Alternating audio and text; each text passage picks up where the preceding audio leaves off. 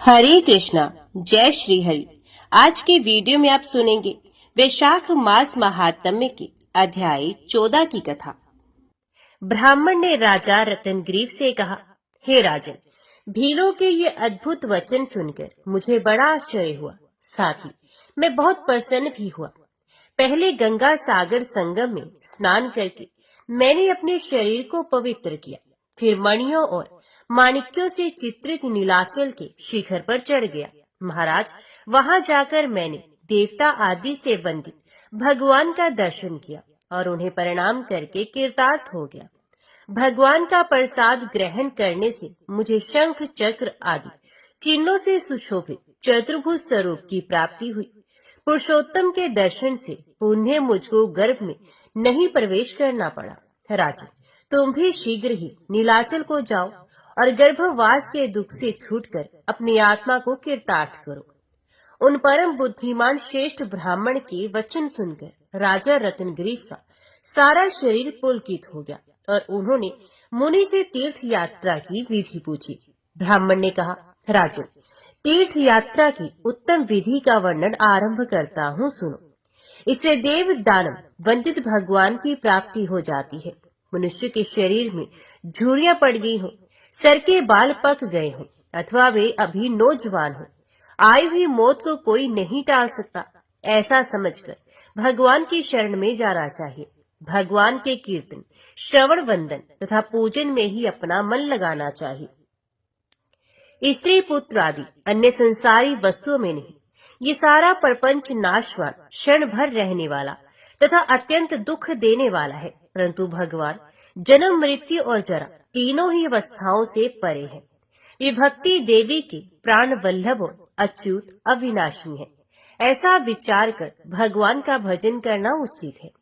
मनुष्य काम, क्रोध, भय, द्वेष, लोभ और दंभ से अथवा जिस किसी प्रकार से भी यदि भगवान का भजन करे तो उसे दुख नहीं भोगना पड़ता। भगवान का ज्ञान होता है पाप रहित साधु संग करने से। साधु वे ही हैं जिनकी कृपा से मनुष्य संसार के दुख से छुटकारा पा जाते हैं। महाराज, काम और लोभ से है तथा वित्राग साधु पुरुष जिस विषय का उपदेश देते हैं ये संसार बंधन की निवृत्ति करने वाला होता है।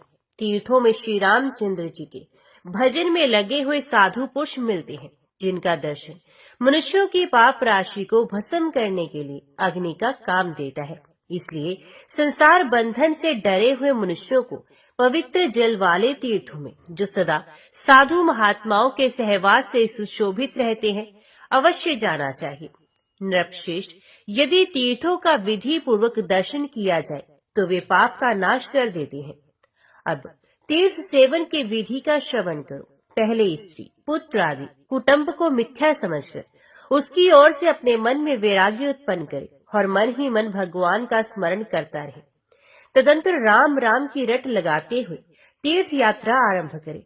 एक कोस जाने के पश्चात वहां तीर्थ, पवित्र जलाशय आदि में स्नान करके शोर करा डाले।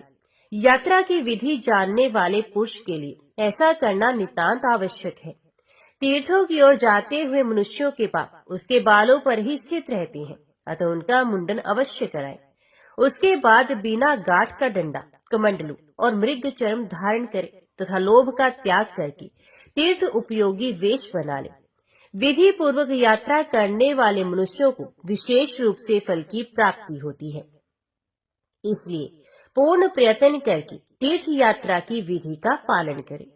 जिसके दोनों हाथ, दोनों पैर तथा मन अपने वश में होते हैं तथा जिसके भीतर विद्या, तपस्या और कीर्ति रहती है, वही तीर्थ के वास्तविक फल का भागी होता है। हरे कृष्णा भक्त वत्सल गोपते। जिह्वा से इस मंत्र का पाठ तथा मन से भगवान का स्मरण करते हुए पैदल ही तीर्थ की यात्रा करनी चाहिए, तभी वे महान अभय उदय का साधक होता है। जो मनुष्य सवारी से यात्रा करता है उसका फल सवारी ढोने वाले प्राणी के साथ बराबर बराबर बट जाता है। जूता पहनकर जाने वाले को चौथाई फल मिलता है और बैलगाड़ी पर जाने वाले पुरुष को गो हत्या आदि का पाप लगता है। जो अन इच्छा से भी तीर्थ यात्रा करता है उसे उसका आधा भाग मिल जाता है तथा पाप क्षय भी होता ही है। किंतु विधि के साथ तीर्थ दर्शन करने से विशेष फल की प्राप्ति होती है। इस प्रकार मैंने थोड़े ही में ये तीर्थ की विधि बताई है, इसका विस्तार नहीं किया है। इस विधि का आश्रय लेकर तुम पुरुषोत्तम का दर्शन करने के लिए जाओ। महाराज, भगवान प्रसन्न होकर तुम्हें अपनी भक्ति प्रदान करेंगे, जिससे एक ही क्षण में तुम्हारे संसार बंधन का नाश हो जाएगा। नरश्रेष्ठ, तीर्थ यात्रा की ये विधि संपूर्ण पातकों का नाश करने वाली है। जो इसे सुनता है वे अपने सारे भयंकर पापों से छुटकारा पा जाता है। सुमति कहते हैं, सुमित्रानंदन, ब्राह्मण की ये बात सुनकर राजा रत्नग्रीव ने उनके चरणों में प्रणाम किया। उस समय पुरुषोत्तम तीर्थ के दर्शन की उत्कंठा से उनका चित्त विवल हो रहा था। राजा के मंत्री मंत्रज्ञों में श्रेष्ठ और अच्छे स्वभाव के थे। राजा ने समस्त पूर्ववासियों को तीर्थ यात्रा की इच्छा से साथ ले जाने का विचार करते हुए अपने मंत्री को आज्ञा दी।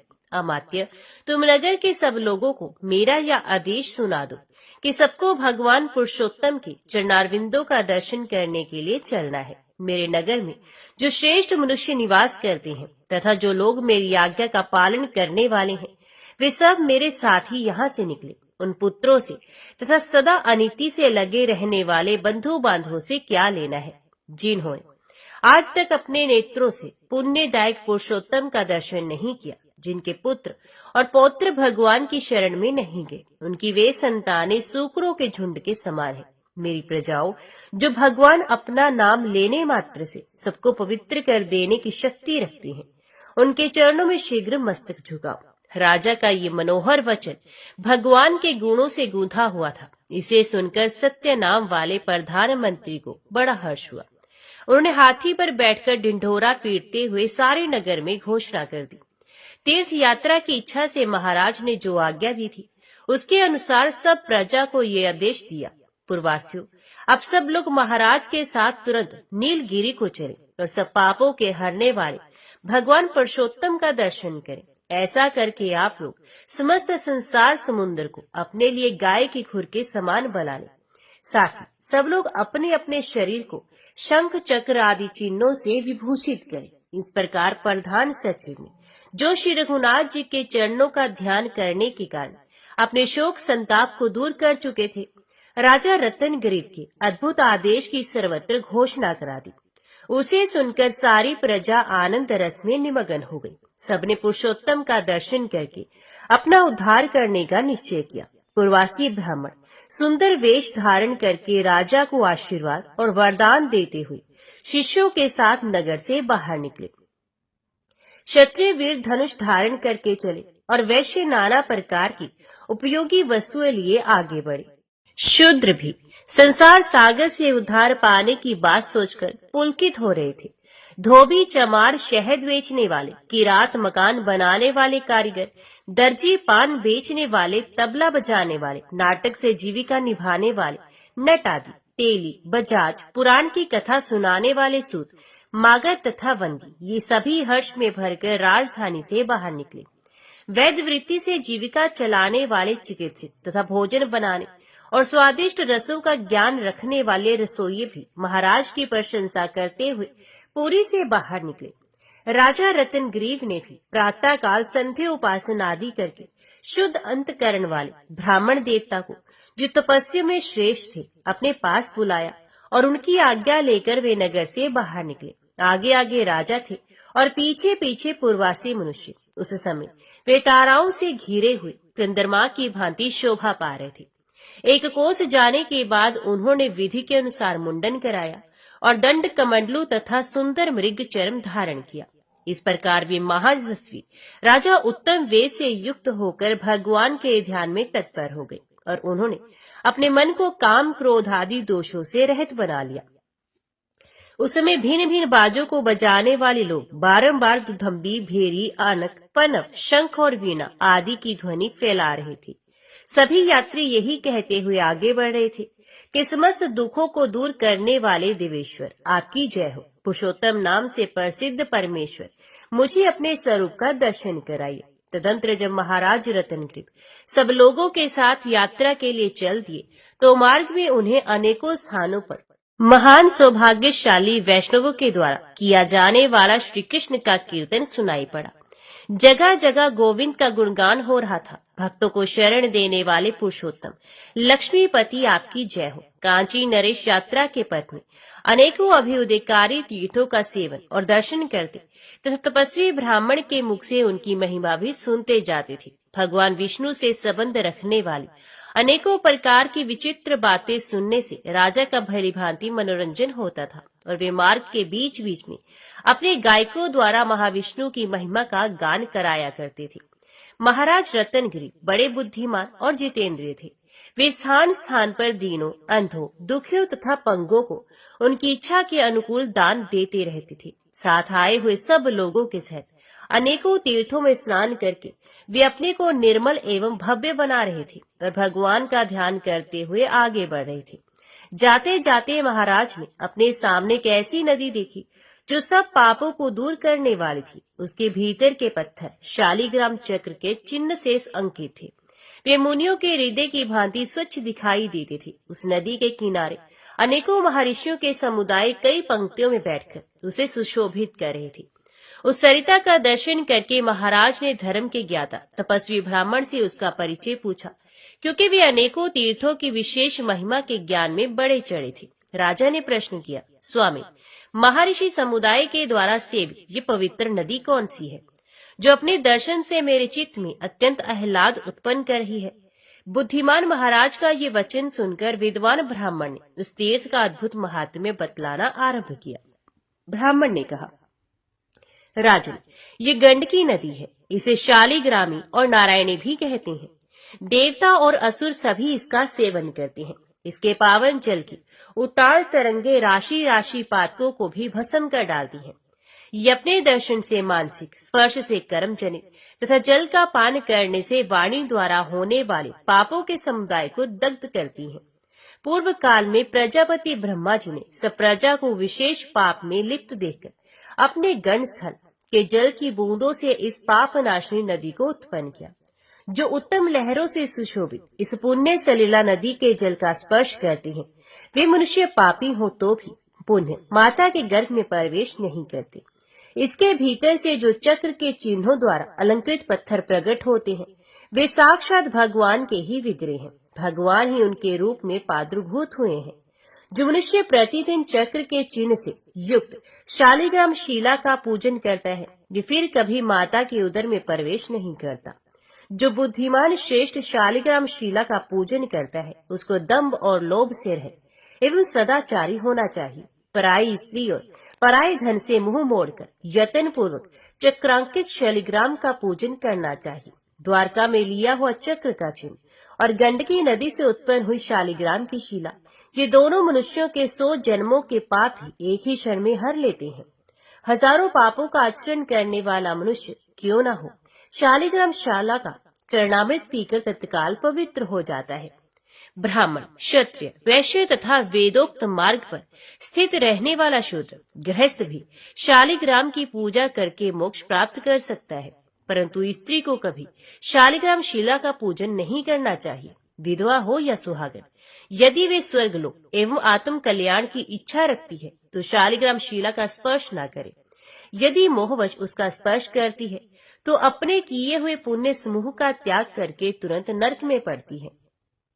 कोई कितना ही पापाचारी और ब्रह्म हत्यारा क्यों न हो, शालिग्राम शिला को स्नान कराया हुआ जल भगवान का चरण अमृत भी लेने पर परम गति को प्राप्त होता है। भगवान को निवेदित तुलसी, चंदन, जल, शंख, घंटा चक्र, शालिग्राम शिला, ताम्रपत्र, श्री विष्णु का नाम तथा उनका चरणामृत, ये सभी वस्तुएं पावन है। उपर्युक्त 9 वस्तुओं के साथ भगवान का चरणामृत पाप राशि को दग्ध करने वाला है, ऐसा संपूर्ण शास्त्रों के अर्थ को जानने वाले शांतचित्त महर्षियों का कथन है। राजन, समस्त तीर्थों में स्नान करने से तथा सब प्रकार के यज्ञों द्वारा भगवान का पूजन करने से जो अद्भुत पुण्य होता है, ये भगवान के चरण अमृत की एक एक बूंद में प्राप्त होता है। संख्या में शालिग्राम मूर्तियों की पूजा करनी चाहिए, 4, 6, 8 आदि, परंतु समसंख्या में 2 शालिग्राम की पूजा उचित नहीं है। इस प्रकार विषम संख्या में शालिग्राम की मूर्तियों की पूजा होती है, किंतु विश्व में 3 शालिग्रामों की नहीं। द्वारका का चक्र तथा गंडकी नदी के शालिग्राम, इन दोनों को जहाँ समागम हो वहाँ समुद्र गामिनी गंगा की उपस्थिति मानी जाती है। यदि शालिग्राम शिलाएं रूखी हो तो वे पुरुषों को आयु, लक्ष्मी और उत्तम कीर्ति से वंचित करती हैं। अतः जो चिकनी हो, जिनका रूप मनोहर हो, उन्हीं का पूजन करना चाहिए। वे लक्ष्मी प्रदान करती हैं। पुरुष को आयु की इच्छा हो या धन की, यदि वे शालिग्राम शिला का पूजन करता है तो उसकी अहलौकिक और पारलौकिक सभी कामनाएं पूर्ण होती हैं।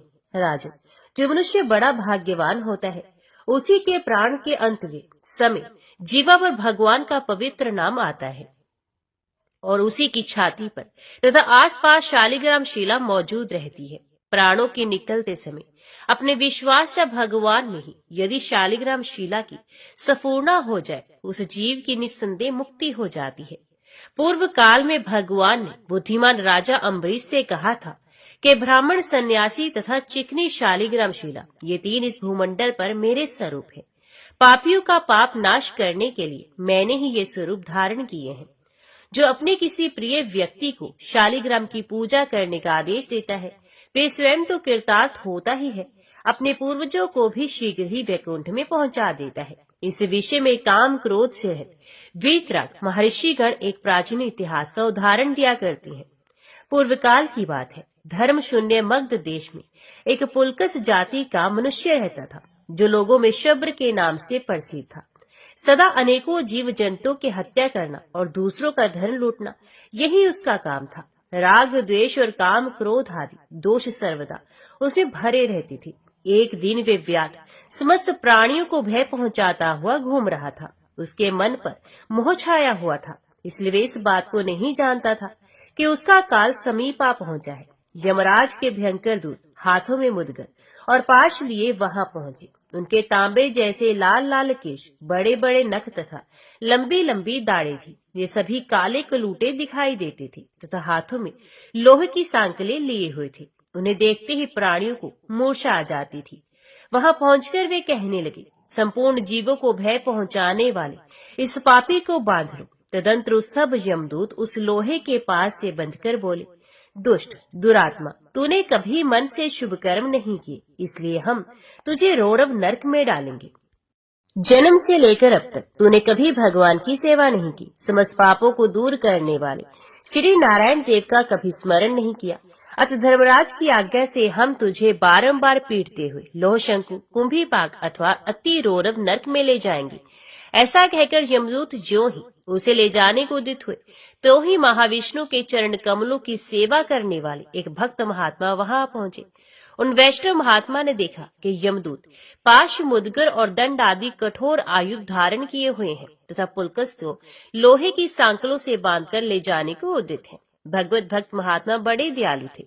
उस समय पुलकस की अवस्था देखकर उनके हृदय में अत्यंत करुणा भर गई और उन्होंने मन ही मन इस प्रकार विचार किया, ये पुलकस मेरे समीप रहकर अत्यंत कठोर यातना को प्राप्त न हो, इसलिए मैं अभी यमदूतों से इसका छुटकारा दिलाता हूँ। ऐसा सोचकर वे कृपालु मुनीश्वर हाथ में शालिग्राम शिला लेकर पुलकस के निकट गए और भगवान शालिग्राम का पवित्र चरणामृत, जिसमें तुलसी दल भी मिला हुआ था, उसके मुख में डाल दिया। फिर उसके कान में उन्होंने राम नाम का जप किया, मस्तक पर तुलसी रखी और छाती पर महाविष्णु की शालिग्राम शिला रखकर कहा, यातना देने वाले यमदूत, यहाँ से चले जाओ। शालिग्राम शिला का स्पर्श इस पुलकस के महान पात्र को भस्म कर डाले। वैष्णव महात्मा के इतना कहते ही भगवान विष्णु के पार्षद, जिनका स्वरूप बड़ा अद्भुत था, उस पुलकस के निकट आ पहुंचे। शालिग्राम की शिला के स्पर्श से उसके सारे पाप नष्ट हो गए थे। वे पार्षद पीताम्बर धारण किए शंख, चक्र, गदा और पद्म से सुशोभित हो रहे थे। उन्होंने आते ही उस दुस्सह लोपाश से पुलकस को मुक्त कर दिया। उस महापापी को छुटकारा दिलाने के बाद ते यमदूतों से बोले, तुम लोग किसकी आज्ञा का पालन करने वाले हो, जो इस प्रकार अधर्म कर रहे हो? ये पुलकस तो वैष्णव है, इसने पूजने देह धारण कर रखा है, फिर किस लिए तुमने इसे बंधन में डाला था? उनकी बात सुनकर यमदूत बोले, ये पापी है, हम लोग धर्मराज की आज्ञा से इसे ले जाने को उद्यत हुए हैं। इसने कभी मन से भी कभी प्राणी का उपकार नहीं किया। इसने जीव हिंसा जैसे बड़े बड़े पाप किए हैं। तीर्थ यात्रियों को तो इसने अनेकों बार लूटा है। ये सदा पराई स्त्रियों का अस्तित्व नष्ट करने में लगा रहता था। सभी तरह के पाप इसने किए हैं। अतः हम लोग इस पापी को ले जाने के उद्देश्य से ही यहाँ उपस्थित हुए हैं। आप लोगों ने सहसा आकर क्यों इसे बंधन से मुक्त कर दिया? विष्णुदूत बोले, यमदूतों, ब्रह्मत्या आदि का पाप हो या करोड़ों प्राणियों के वध करने का, शालिग्राम शिला का स्पर्श सबको क्षण भर में जला डालता है। जिसके कानों में अकस्मात भी राम नाम पड़ जाता है, उसके सारे पापों को वे उसी प्रकार भस्म कर डालता है जैसे आग की चिंगारी रुई को। जिसके मस्तक पर तुलसी, छाती पर शालिग्राम की मनोहर शिला तथा मुख या कान में राम नाम हो, वे तत्काल मुक्त हो जाता है। इस पुलकस के मस्तक पर भी पहले से ही तुलसी रखी हुई है। इसकी छाती पर शालिग्राम की शिला है तथा अभी तुरंत ही इसको श्री राम का नाम भी सुनाया गया है। इसके पापों का समूह दग्ध हो गया और अब इसका शरीर पवित्र हो चुका है। तुम लोगों को शालिग्राम शिला की महिमा का ठीक ठीक ज्ञान नहीं है। ये दर्शन, स्पर्श अथवा पूजन करने पर तत्काल ही सारे पापों को हर लेती है। इतना कहकर भगवान विष्णु के पार्षद चुप हो गए। यमदूतों ने लौटकर यह अद्भुत घटना धर्मराज से कह सुनाई तथा श्री रघुनाथ जी के भजन में लगे रहने वाले वैष्णव महात्मा भी ये सोचकर कि ये यमराज के पास से मुक्त हो गया और अब परम पद को प्राप्त होगा, बहुत प्रसन्न हुई। इसी समय देवलोक से बड़ा ही मनोहर, अत्यंत अद्भुत और उज्जवल विमान आया तथा वे पुलकस उस पर आरूढ़ हो बड़े बड़े पुण्यवानों द्वारा सेवित स्वर्गलोक को चला गया। वहाँ प्रचुर भोगों का उपभोग करके वे फिर इस पृथ्वी पर आया और काशीपुरी के भीतर एक शुद्ध ब्राह्मण वंश में जन्म लेकर उसने विश्वनाथ जी की आराधना की एवं अंत में परम पद को प्राप्त कर लिया। वे पुलकस पापी था तो भी साधु संघ के प्रभाव से शालिग्राम शिला का स्पर्श पाकर यमदूतों की भयंकर पीड़ा से मुक्त हो परम पद को पा गया। राजन, ये मैंने तुम्हें शालिग्राम के पूजन की महिमा बताई है। इसका श्रवण करके मनुष्य सब पापों से छूट जाता है और भोग तथा मोक्ष को प्राप्त होता है। गंडकी नदी का यह अनुपम महात्म्य सुनकर राजा रत्नकरीब ने अपने को कृतार्थ माना। उन्होंने उस तीर्थ में स्नान करके अपने समस्त पितरों का तर्पण किया। इससे उनको बड़ा हर्ष हुआ। फिर शालिग्राम शिला की पूजा के उद्देश्य से उन्होंने गंडकी नदी से 24 शिलाएं ग्रहण की और चंदनादि उपचार चढ़ाकर बड़े प्रेम से उनकी पूजा की। तत्पश्चात वह दीनों और अंधों को विशेष दान देकर राजा ने पुरुषोत्तम मंदिर को जाने के लिए प्रस्थान किया। इस प्रकार यात्रा करते हुए वे उस तीर्थ में पहुंचे जहां गंगा और समुद्र का संगम हुआ है। वहां जाकर उन्होंने ब्राह्मणों से प्रसन्नता पूर्वक पूछा, स्वामिन बताइए, नीलाचल यहाँ से कितनी दूर है, जहाँ साक्षात भगवान पुरुषोत्तम निवास करते हैं तथा देवता और असुर भी जिनके सामने मस्तक झुकाते हैं। उस समय तपस्वी ब्राह्मण को बड़ा आश्चर्य हुआ। उन्होंने राजा से बड़े आदर के साथ कहा, राजन, नील पर्वत का विश्व वंदित स्थान है तो यही, किंतु ना जाने वे हमें दिखाई क्यों नहीं देता। वे बारंबार इस बात को दोहराने लगे कि नीलाचल का ये स्थान जो महान पुण्य फल प्रदान करने वाला है तथा जहाँ भगवान पुरुषोत्तम का निवास है यही है, उसका दर्शन क्यों नहीं होता। ये बात समझ में नहीं आती। इसी स्थान पर मैंने स्नान किया था, यही मुझे वे भील दिखाई दिए थे और इसी मार्ग से मैं पर्वत के ऊपर चढ़ा था। ये बात सुनकर राजा के मन में बड़ी व्यथा हुई और वे कहने लगे, विप्रवर, मुझे पुरुषोत्तम का दर्शन कैसे होगा तथा वे नील पर्वत कैसे दिखाई देगा, मुझे इसका कोई उपाय बताइए। तब तपस्वी ब्राह्मण ने विस्मित होकर कहा, राजन, हम लोग गंगा सागर संगम में स्नान करके यहाँ तब तक ठहरे रहे जब तक के नीलाचल का दर्शन न हो जाए। भगवान पुरुषोत्तम पापहारी कहलाते हैं। वे भक्त वत्सल नाम धारण करते हैं अतः हम लोगों पर शीघ्र ही कृपा करेंगे। वे देवादि देवों के भी शिरोमणि हैं, अपने भक्तों को कभी परित्याग नहीं करते। अब तक उन्होंने अनेकों भक्तों की रक्षा की है, इसलिए महामती, तुम उन्हीं का गुणगान करो।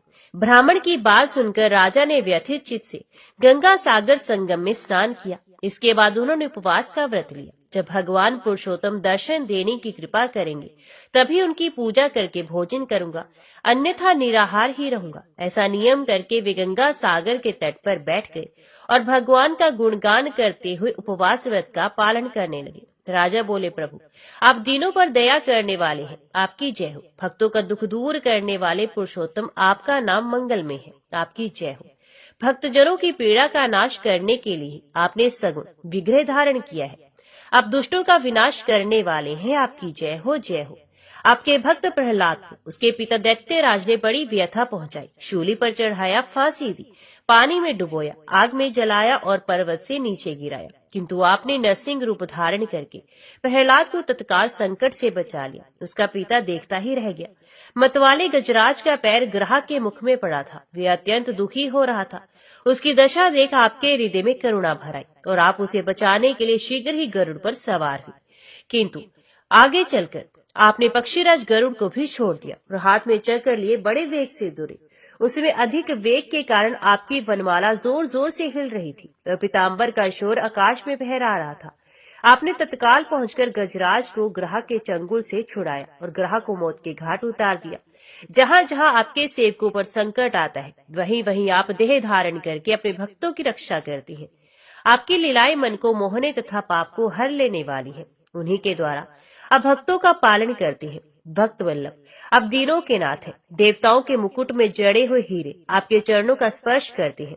प्रभु, आप करोड़ों पापों को भस्म करने वाले हैं। मुझे अपने चरण कमलों का दर्शन दीजिए। यदि मैं पापी हूँ तो भी आपके मानस में आपको प्रिय लगने वाले इस पुरुषोत्तम क्षेत्र में आया हूँ, अतः अब मुझे दर्शन दीजिए। देव दानव वंदित परमेश्वर, हम आपके ही हैं। आप पाप राशि का नाश करने वाले हैं। आपकी ये महिमा मुझे भूली नहीं है। सबके दुखों को दूर करने वाले दया में जो लोग आपके पवित्र नामों का कीर्तन करते रहते हैं, वे पाप समुद्र से तर जाते हैं। यदि संतों के मुख से सुनी हुई मेरी ये बात सच्ची है तो आप मुझे प्राप्त हुए, मुझे दर्शन देकर कृतार्थ कीजिए। इस प्रकार राजा रत्नगिरी रात दिन भगवान का गुणगान करते रहे। उन्होंने क्षण भर के लिए भी ना तो कभी विश्राम किया, ना नींद ली और ना ही कोई सुख उठाया।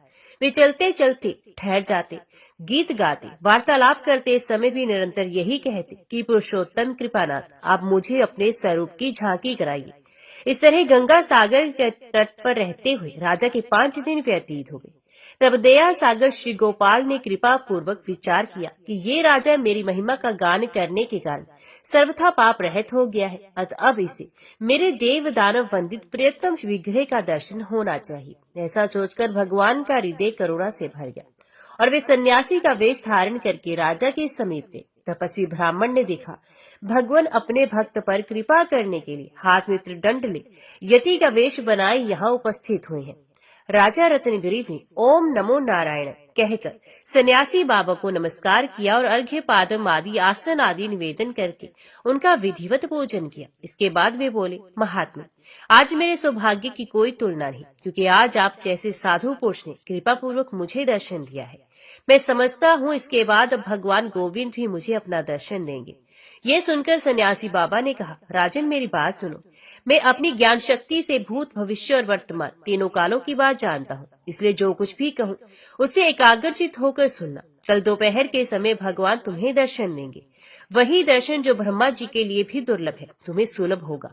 तुम अपने 5 आत्मीय जनों के साथ परम पद को प्राप्त होगे। तुम, तुम्हारे मंत्री, तुम्हारी रानी, ये तपस्वी ब्राह्मण तथा तुम्हारे नगर में रहने वाला करम्ब नामक साधु, जो जाति का तंतवायु है, कपड़ा बुनने वाला जुलाहा है, इन सबके साथ तुम सर्वश्रेष्ठ नीलगिरी पर जा सकोगे। ये पर्वत देवताओं द्वारा पूजित तथा ब्रह्मा और इंद्र द्वारा अभिवंदित है। ये कहकर सन्यासी बाबा अंतर ध्यान हो गए।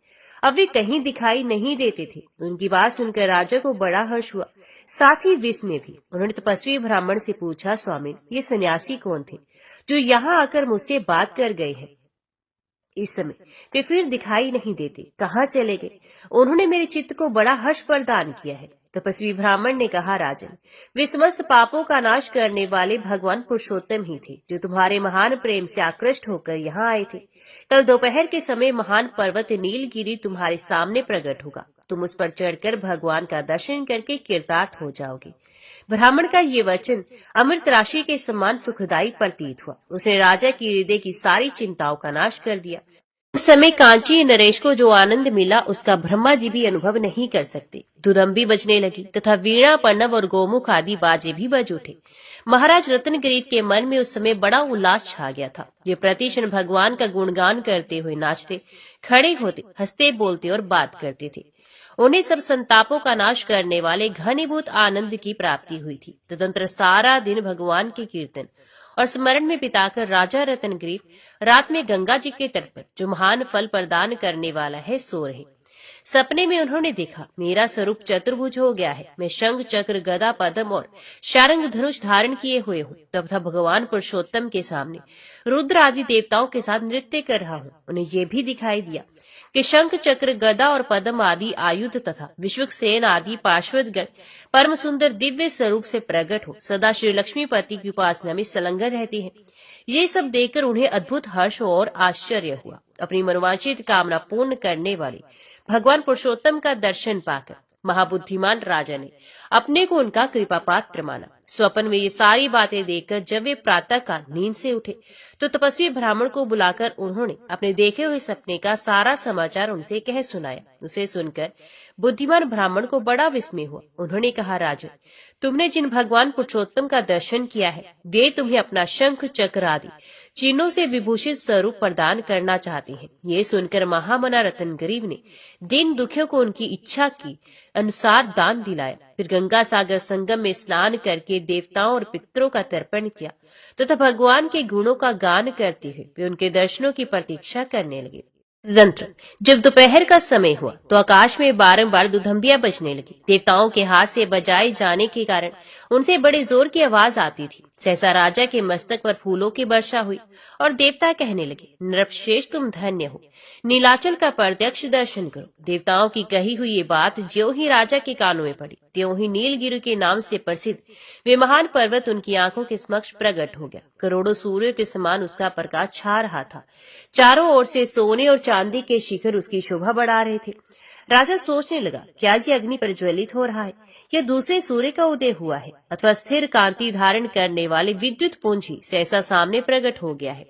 तपस्वी ब्राह्मण ने अत्यंत शोभा संपन्न नीलगिरि को देखकर राजा से कहा, महाराज, यही वे परम पवित्र महान पर्वत है। ये सुनकर नृपश्रेष्ठ रत्नगिरि ने मस्तक झुकाकर उसे प्रणाम किया और कहा, मैं धन्य और कृत्य हो गया, क्योंकि इस समय मुझे नीलाचल का प्रत्यक्ष दर्शन हो रहा है। राजमंत्री, रानी और करम नाम का जुलाहा ये भी नीलाचल का दर्शन पाकर बड़े प्रसन्न हुए।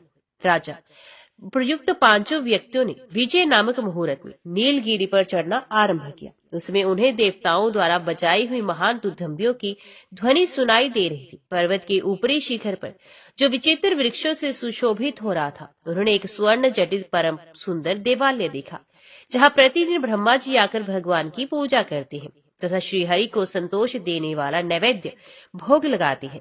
वे अद्भुत एवं उज्जवल देवालय देखकर राजा सबके साथ उसके भीतर प्रविष्ट हुए। वहां एक सोने का सिंहासन था जो बहुमूल्य मणियों से जटित होने के कारण अत्यंत विचित्र दिखाई दे रहा था। उसके ऊपर भगवान चतुर्भुज रूप से विराजमान थे। उनकी झांकी बड़ी मनोहर दिखाई देती थी। चंड, प्रचंड और विजय आदि पार्षद उनकी सेवा में खड़े थे। नृपश्रेष्ठ रत्नगिरि ने अपनी रानी और सेवकों सहित भगवान को प्रणाम किया। प्रणाम के पश्चात वेदोक्त मंत्रों द्वारा उन्हें विधिवत स्नान कराया गया और प्रसन्नचित्त से अर्घ्य, पाद्म आदि उपचार अर्पण किए। इसके बाद भगवान के श्री विग्रह में चंदन लगाकर उन्हें वस्त्र निवेदन किया तथा धूप आरती करके सब प्रकार के स्वाद से युक्त मनोहर नैवेद्य भोग लगाया। अंत में पुण्य प्रणाम करके तापस ब्राह्मण के साथ वे भगवान की स्तुति करने लगे। उसमें उन्होंने अपनी बुद्धि के अनुसार श्रीहरि के गुण समुदाय से ग्रथित स्तोत्रों का संग्रह सुनाया था। राजा बोले, भगवान, एकमात्र आप ही पुरुष हैं, अंतर्यामी हैं। आप ही प्रकृति से परे साक्षात भगवान हैं। आप कार्य और कारण से भिन्न तथा महतत्व आदि से पूजित हैं। सृष्टि रचना में कुशल ब्रह्मा जी आप ही की नाभि कमल से उत्पन्न हुए हैं तथा संहारकारी रुद्र का आविर्भाव भी आप ही के नेत्रों से हुआ है। आपकी ही आज्ञा से ब्रह्मा जी इस संसार की सृष्टि करते हैं। पुराण पुरुष आदि काल का जो स्थावर जंगम रूप जगत दिखाई देता है, वे सब आपसे ही उत्पन्न हुआ है। आप ही इसमें चेतना शक्ति डालकर इस संसार को चेतन बनाते हैं। जगदीश्वर, वास्तव में आपका जन्म तो कभी होता ही नहीं, अतएव आपका अंत भी नहीं है। प्रभु, आप में वृद्धि, क्षय और परिणाम इन तीनों विकारों का सर्वथा अभाव है। तथापि आप भक्तों की रक्षा और धर्म की स्थापना के लिए अपने अनुरूप गुणों से युक्त दिव्य जन्म कर्म स्वीकार करते हैं। आपने मत्स्य अवतार धारण करके शंखासुर को मारा और वेदों की रक्षा की। ब्राह्मण, आप महापुरुष पुरुषोत्तम और सबके पूर्वज हैं। महाविष्णु, शेष भी आपकी महिमा को नहीं जानती, भगवती वाणी भी आपको समझ नहीं पाती, फिर मेरे जैसे अन्यान्य अज्ञानी जीव कैसे आपकी स्तुति करने में समर्थ हो सकते हैं। इस प्रकार स्तुति करके राजा ने भगवान के चरणों में मस्तक नवाकर पुनः प्रणाम किया। उसमें उनका स्वर गदगद हो रहा था, समस्त अंगों में रोमांच हुआ था। उनकी स्तुति से भगवान पुरुषोत्तम बहुत प्रसन्न हुए। उन्होंने राजा से सत्य और सार्थक वचन कहा तो श्री भगवान बोले, राजा, तुम्हारे द्वारा की हुई स्तुति से मुझे बड़ा हर्ष हुआ है। महाराज, तुम ये जान लो कि मैं प्रकृति से परे रहने वाला परमात्मा हूँ। अब तुम शीघ्र ही मेरा नैवेद्य ग्रहण करो, इससे परम मनोहर चतुर्भुज रूप को प्राप्त होकर परम पद को जाओगे। जो मनुष्य तुम्हारे किए हुए स्तोत्र रतन से मेरी स्तुति करेगा, उसे भी मैं अपना उत्तम दर्शन दूंगा, जो भोग और मोक्ष दोनों प्रदान करने वाला है। भगवान के कहे हुए इस वचन को सुनकर राजा ने अपनी सेवा में रहने वाले चारों स्वजनों के साथ नैवेद्य भक्षण किया। तदंतर शुद्र घंटिकाओं से सुशोभित सुंदर विमान उपस्थित हुआ। उसमें धर्मात्मा राजा रत्नग्रीव ने, जो भगवान के कृपा पात्र हो चुके थे, श्री पुरुषोत्तम देव का दर्शन करके उनके चरणों में प्रणाम किया तथा उनकी आज्ञा ले अपनी रानी के साथ विमान पर जा बैठे। फिर भगवान के देखते देखते अद्भुत वैकुंठ लोक में चले गए। राजा के मंत्री भी धर्मपरायण तथा धर्मवेत्ताओं में सबसे श्रेष्ठ थे, अतः वे भी विमान पर बैठकर उनके साथ ही चले गए। संपूर्ण तीर्थों में स्नान करने वाले तपस्वी ब्राह्मण भी चतुर्भुज स्वरूप को प्राप्त होकर वैकुंठ को चले गए। इसी प्रकार कर्म ने भी भगवान के गुणों का गायन करने के पुण्य से उनका दर्शन पाया और संपूर्ण देवताओं के लिए दुर्लभ भगवत धाम को प्रस्थान किया। सभी एक ही साथ परम अद्भुत विष्णु लोक को प्रस्थित हुए। सबके चार चार भुजाएं थी, सबके हाथों में शंख चक्र गदा और पद्म शोभा पा रहे थे। सभी मेघ के समान श्याम सुंदर और विशुद्ध स्वभाव वाले थे। सबके हाथ कमलों की भांति सुशोभित थे। हार केयूर कड़ों से सभी के अंग विभूषित थे। इस प्रकार उन सब लोगों ने वैकुंठ धाम की यात्रा की। साथ में आए हुए प्रजा वर्ग के लोगों ने विमानों की पंक्तियां देखी तथा दुदुम्बी की ध्वनि को भी श्रवण किया। उसमें एक ब्राह्मण भी वहां गए थे, जो भगवान के चरणार विंदों में बड़ा प्रेम रखने वाले थे। उनके चित्त पर भगवत विग्रह का इतना अधिक प्रभाव पड़ा कि वे चतुर्भुज स्वरूप हो गए। ये अद्भुत बात देखकर सब लोग ब्राह्मण के महान सौभाग्य की सराहना करने लगे और गंगा सागर संगम में स्नान करके कांची नगरी में लौट आए। सब लोग कहते हैं कि उत्तम बुद्धि वाले महाराज रत्नग्रीव का अहोभाग्य है, जो इसी शरीर से श्री विष्णु के परम धाम को चलेगी। सुमति कहती हैं, राजन, यही वे नीलगिरी है जिसका भगवान पुरुषोत्तम ने आदर बढ़ाया है। इसका दर्शन करने मात्र से मनुष्य परम पद वैकुंठ धाम को प्राप्त हो जाते हैं। जो सौभाग्यशाली पुरुष नीलगिरी के इस महात्म्य को सुनता है तथा दूसरे लोगों को सुनाता है, वे दोनों ही परम धाम को प्राप्त होते हैं। इसका श्रवण और स्मरण करने मात्र से बुरे सपने नष्ट हो जाते हैं तथा अंत में भगवान पुरुषोत्तम इस संसार से उद्धार कर देते हैं। ये नीलाचल निवासी पुरुषोत्तम श्री रामचंद्र के ही स्वरूप है तथा देवी सीता साक्षात महालक्ष्मी है। ये दोनों दंपत्ति ही समस्त कारणों के भी कारण है। भगवान श्री राम अश्वमेध यज्ञ का अनुष्ठान करके संपूर्ण लोगों को पवित्र कर देंगे। उनका नाम ब्रह्महत्या के प्रायश्चित में भी जपने के लिए बताया गया है। राम नाम लेने से ब्रह्महत्या जैसे पातक भी दूर हो जाते हैं। सुमित्रानंद, इस समय तुम्हारा यज्ञ संबंधी घोड़ा पर्वत श्रेष्ठ नीलगिरी के निकट जा पहुंचा है। महामते, तुम भी वहां चलकर भगवान पुरुषोत्तम को नमस्कार करो। वहां जाने से हम सब लोग निष्पाप होकर अंत में परम पद को प्राप्त होंगे, क्योंकि भगवान के प्रसाद से अब तक अनेक मनुष्य भवसागर के पार हो चुके हैं। सुमति, भगवान की महिमा का वर्णन कर रहे थे। इतने ही में वे अश्व पृथ्वी को अपने टापों से खोदता हुआ वायु के समान वेग से चलकर नीलाचल पर पहुंच गया। तब राजा शत्रुघ्न भी उसके पीछे पीछे जाकर नीलगिरी पर पहुंचे और गंगा सागर संगम में स्नान करके पुरुषोत्तम का दर्शन करने के लिए गए। निकट जाकर उन्होंने देव दानव वंदित भगवान को प्रणाम किया और उनकी स्तुति करके अपने को कृतार्थ माना। तंत्र वे घोड़ा नीलाचल पर थोड़ी देर ठहरकर घास चरता हुआ आगे बढ़ गया। उसका वेग मन के समान तीव्र था। श्रेष्ठ वीर शत्रुघ्न, राजा लक्ष्मी निधि, भयंकर वाहन वाले राजकुमार पुष्कल तथा राजा प्रतापगढ़, ये सभी उसकी रक्षा कर रहे थे। कई करोड़ वीरों से सुरक्षित वीर यज्ञ संबंधी अश्व क्रमश आगे बढ़ता हुआ राजा सुबाहु द्वारा परिपालित चक्रांका नगरी के पास जा पहुंचा। उसमें राजे का पुत्र दमन शिकार खेल रहा था। उसकी दृष्टि उस घोड़े पर पड़ी जो चंदन आदि से चर्चित तथा मस्तक में स्वर्ण में पत्र से शोभायमान था। राजकुमार दमन ने उस पत्र को बांचा। सुंदर अक्षरों में लिखा होने के कारण उसकी बड़ी शोभा हो रही थी। पत्र का अभिप्राय समझकर वे बोला, अहो, भूमंडल पर मेरे पिताजी के जीते जी ये इतना बड़ा अहंकार कैसे?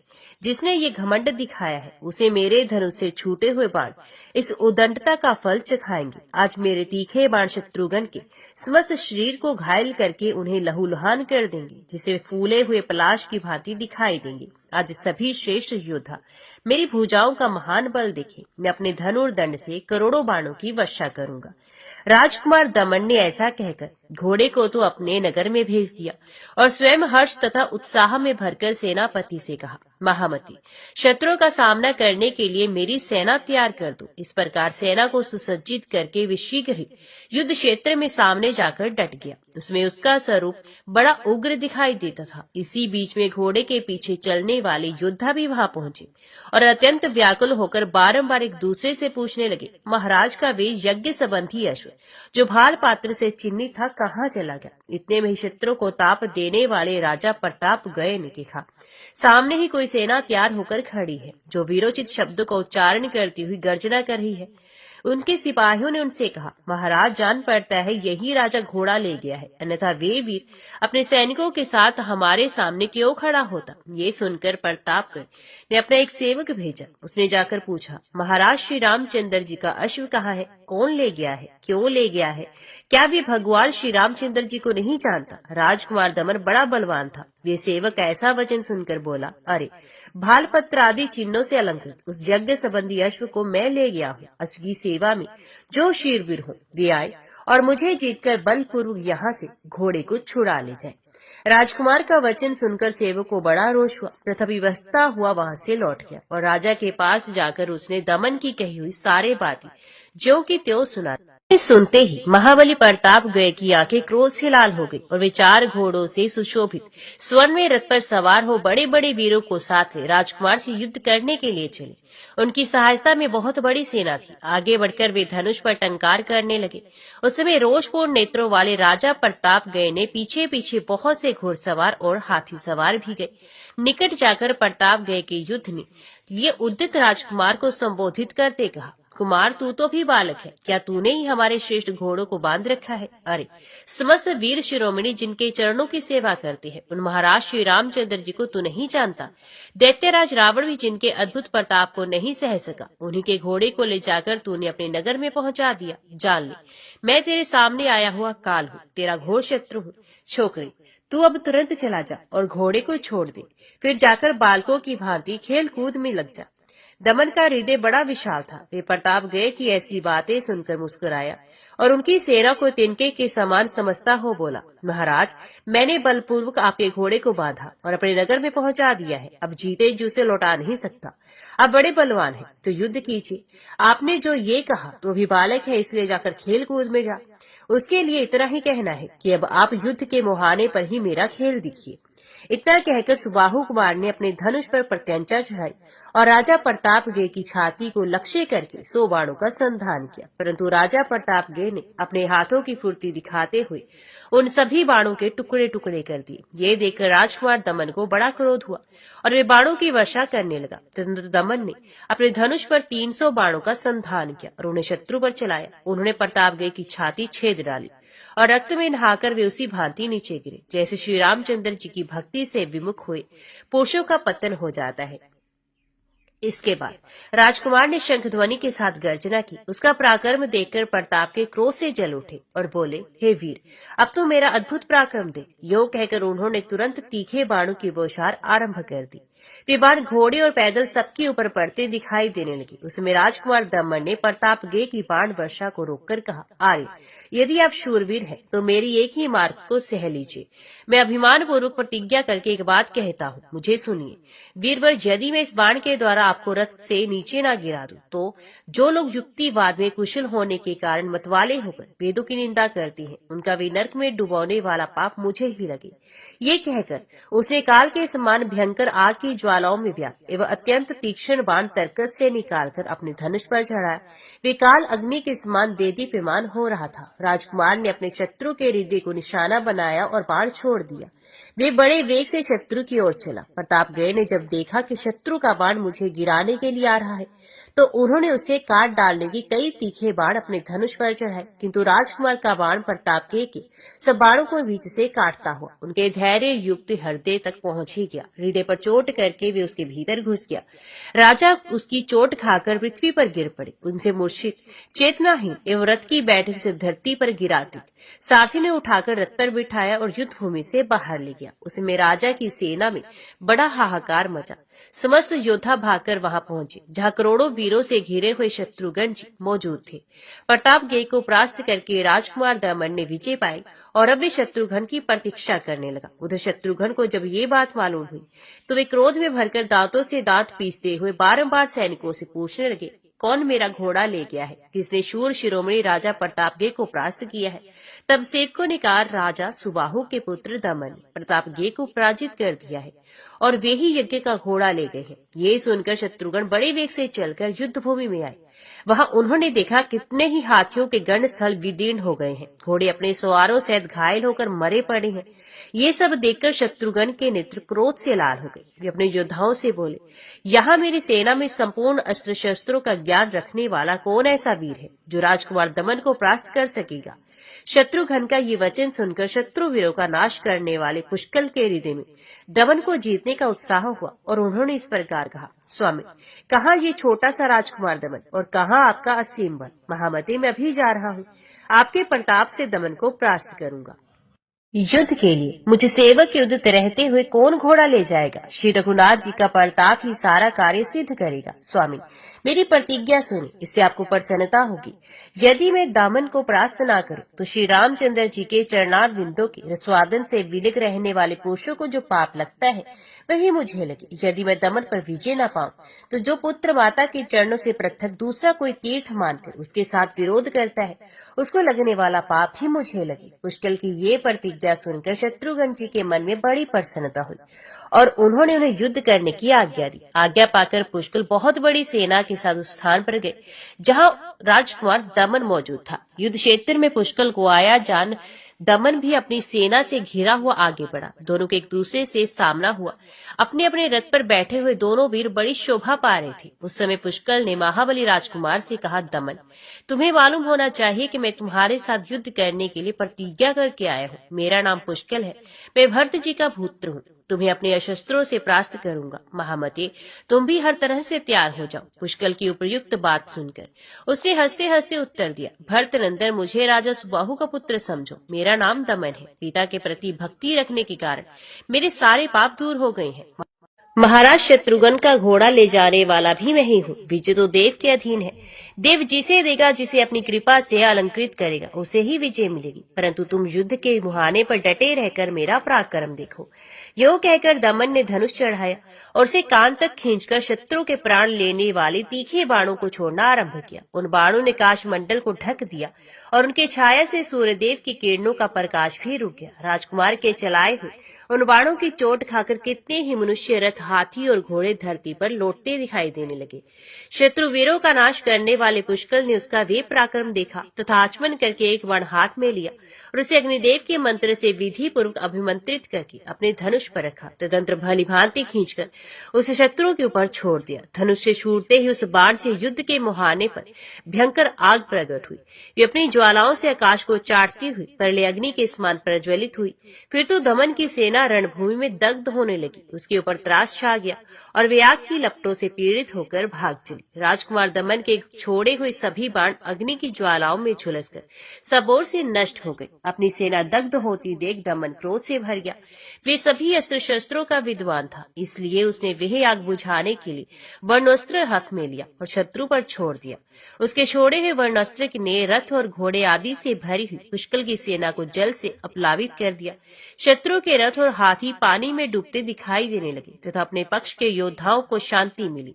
पुष्कल ने देखा, मेरी सेना जलराशि से पीड़ित होकर कांपती, क्षुब्ध होती और नष्ट होती जा रही है तथा मेरा अग्नेस्त्र शत्रु के वर्णस्त्र से शांत हो गया है। तब अत्यंत क्रोध के कारण उसकी आंख लाल हो गई और उसने वाव्य अस्त्र से अभिमंत्रित करके एक बहुत बड़ा बाण अपने धनुष पर रखा। तदंतर वाव्य अस्त्र प्रेरणा से बड़े जोर की हवा उठी और उसने अपने वेग से वहां घिरी हुई मेघों की घटा को छिन्न भिन्न कर दिया। राजकुमार दमन ने अपने सैनिकों को वायु से पराजित होते देख अपने धनुष पर पर्वत अस्त्र का संधान किया। फिर तो शत्रु योद्धाओं के मस्तक पर पर्वतों की वर्षा होने लगी। उन पर्वतों ने वायु की गति को रोक दिया। अब वहां कहीं भी हवा नहीं जा पाती थी। ये देख पुष्कल ने अपने धनुष पर वज्रास्त्र का प्रयोग किया। तब वज्र के आघात से वे सभी पर्वत क्षण भर में तिल के समान टुकड़े टुकड़े हो गए। साथ ही वे वज्र उच्च स्वर से गर्जना करता हुआ राजकुमार दमन की छाती पर बड़े जोर से गिरा। छाती के पिंड जाने के कारण राजकुमार को गहरी चोट आई। इससे उस बलवान वीर को बड़ी व्यथा हुई। उसका हृदय व्याकुल हो उठा और वे मूर्छित हो गया। दमन का सारथी युद्ध नीति में निपुण था। वे राजकुमार को मूर्छित देखकर उसे रणभूमि से एक कोस दूर हटा ले गया। फिर तो उसके योद्धा अदृश्य हो गए, इधर उधर भाग खड़े हुए और राजधानी में जाकर उन्होंने राजकुमार के मूर्छित होने का समाचार कह सुनाया। पुष्कल धर्म के ज्ञाता थे। उन्होंने संग्राम भूमि में इस प्रकार विजय पाकर श्री रघुनाथ जी के वचनों का स्मरण करते हुए फिर किसी पर प्रहार नहीं किया। तदंतर दुदुम्बी बज उठी, जोर जोर से जय जयकार होने लगी। सब ओर से साधुवाद के मनोहर वचन सुनाई देने लगे। पुष्कल को विजय देखकर शत्रुघ्न बड़े प्रसन्न हुए। उन्होंने सुमति आदि मंत्रों से घिरकर उनकी भूरी भूरी प्रशंसा की। ओम नमो भगवते वासुदेवाय नमः।